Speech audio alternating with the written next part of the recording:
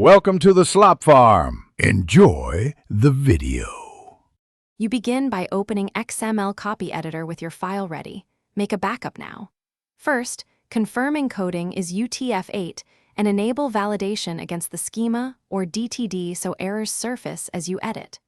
Once done, toggle visible whitespace and line numbers to orient yourself. These help with structure. You should also set preferences for auto-closing tags and attribute quotes because they save time and reduce syntax mistakes while you make the initial edits. You now modify structure and content using both tree view and text view to stay precise. When you change an element or attribute, run validation immediately so errors appear in the error pane. Click an error to jump to its location. Make use of autocomplete for tags, attributes, and entity references to reduce typos, and use find and replace with XPath or regex when making repetitive updates. Also, reformat selected XML to keep indentation consistent before further edits.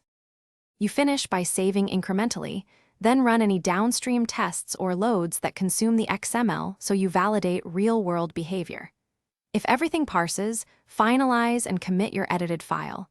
Otherwise, inspect the error messages and focus on namespaces, schema versions, and encoding mismatches. One key troubleshooting tip: if validation fails unpredictably, compare the failing files declared schema/DTD and namespace URIs to the validator's expectations. Mismatches there cause subtle, recurring errors. Thanks for watching. Consider subscribing if we helped you today.